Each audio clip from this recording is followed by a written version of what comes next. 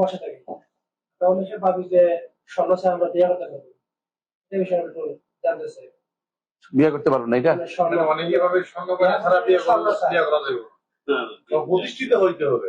মানে আমরা বুঝছি, প্রতিষ্ঠিত না। না ভাই, আসলে দেখেন সাহাবায়ে কেরাম বিয়ে করতেন যে অনেকে স্বর্ণ তো দূর কথা, খাওয়ার তো ছিল না। কিছু টাকা, এমনকি এক সাহাবী রাসূলুল্লাহ সাল্লাল্লাহু আলাইহি ওয়াসাল্লাম, এক মহিলা এসে বলে, ইয়া রাসূলুল্লাহ, সাহাবিয়া, ইয়া রাসূলুল্লাহ, আমাকে বিয়ে করো। রাসূলুল্লাহ, আমি বিয়ে করবো না। রাসূল মানা করলেন। কারণ এরকম সবাই এসে যদি কোনো ওনার কাছে পেশ করে মহিলারা, তো বিপদে পড়তেন। রাসূল বিব্রত বোধ করতেন, বলে আমি বিয়ে করবো না, আমার আর বিয়ে ইচ্ছা নাই, তোমরা অন্য কেউ বিয়ে করবে। একজন আসলে, ইয়া রাসূলুল্লাহ, আমার বিয়ে করাই দেন তাহলে ওরা। তো বলে, তোমার কি আছে? বলে, আমার একটা কাপড় আছে। তাহলে কাপড় তোমার দিলে ওর নাই, ওর দিলে তোমার নাই।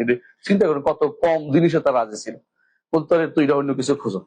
যাই বলো যে দুনিয়া খুঁজে আসছে, আর কিছু পাই না। তাহলে কি কিছুই পায় না, শেষ পর্যন্ত কোরআন শিক্ষা দিছে, তারপর তারা বিয়ে দিয়ে দিচ্ছে। কত আপনারা চিন্তা করছেন কত কঠিন করে ফেলছে আমাদের বিয়েগুলো। এটা একটা সমস্যা। আপনি এত উঁচু যাওয়ার দরকার, আপনি দেখবেন দিনদারিতা যেখানে আছে সেখানে তার উঁচু ফ্যামিলিতে চাইলে আপনি বিপদে পড়বেন, সে কোনোদিন আপনারা ছাড়বে না। এজন্য স্বর্ণের দিকে তাকিয়ে যদি কোনো আপনি বসে থাকেন, একটা সময় আপনার বয়স চলে যাবে, ওই যার দিকে তাকিয়ে সে আরখানে বিয়ে হয়ে বাচ্চা হয়ে গেছে, আপনি বসে আছিলেন, এর কোনো কাজ হয় না। এই জন্য আপনাকে অনুরোধ থাকলো যে এক জায়গায় বিয়ে চিন্তা করবেন না, দিনদারি দেখবেন, দিন আছে, দিন মেনে চলবে, এরা ওর উপকার করবে। কারণ মানুষ সমান, মানুষ পার্থক্য না। আসলে চৌধুরী, আপনাদের সিলেটের চৌধুরী বেশি মর্যাদাপূর্ণ আমি জানি, এগুলি দেখার দিকে আপনার তাকান, কিন্তু বিশেষ করেন আল্লাহর কাছে কিন্তু চৌধুরীর মর্যাদা বেশি না। আল্লাহর কাছে মর্যাদা হচ্ছে ওই ব্যক্তি, যে ব্যক্তি দিনদার, নামাজ আদায় করে, আল্লাহ তাকওয়া আছে, ওই ব্যক্তি আল্লাহর কাছে বেশি প্রিয়। ওই মেয়েকে বিয়ে করবেন যে মেয়ের দিনদার, নামাজ আদায় করে। নামাজ বেশি কিছু জানার দরকার নেই, কিন্তু ছেলে বাচ্চাদের পড়াইতে পারবে, আলহামদুলিল্লাহ, কোরআন পড়াইতে পারবে, কোরআন পড়ে, এটা বিশাল ব্যাপার। কোরআন পড়তে পারে, আজ কোনো একটু বেশি শিখে ভালো, কিন্তু বেশি শিখতে যাইয়া অনেক শিক্ষিত বিয়ে করে আপনিও সামাল দিতে পারবেন না, শেষে এটা আরো বিপদের কারণ হয়েছে। এই জন্য স্বর্ণ জোগাড়তে হবে জরুরি না।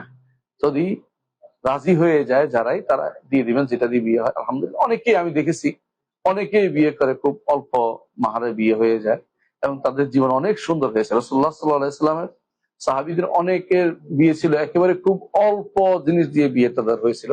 এজন্য বাড়াবাড়ি না করি। হ্যাঁ, সম্পদ থাকলে আপনি দিবেন, আপনি স্ত্রী দিলে আপনার লাভ আছে। লাভটা কি? সম্পদ কিন্তু তার থেকে নষ্ট করতে চায় না, সেও রেখে দেয়, এটা ভালো। না থাকলে জোর করে আমার রাখতে হবে, বানাইতে হবে, এত বেশি টাকা রোজগার করতে করতে একসময় দেখবেন যে আপনার আর বিয়ের সময় পার হয়ে গেছে। এটা যেন না হয়, আল্লাহ আমাদের বুঝাতে হবে।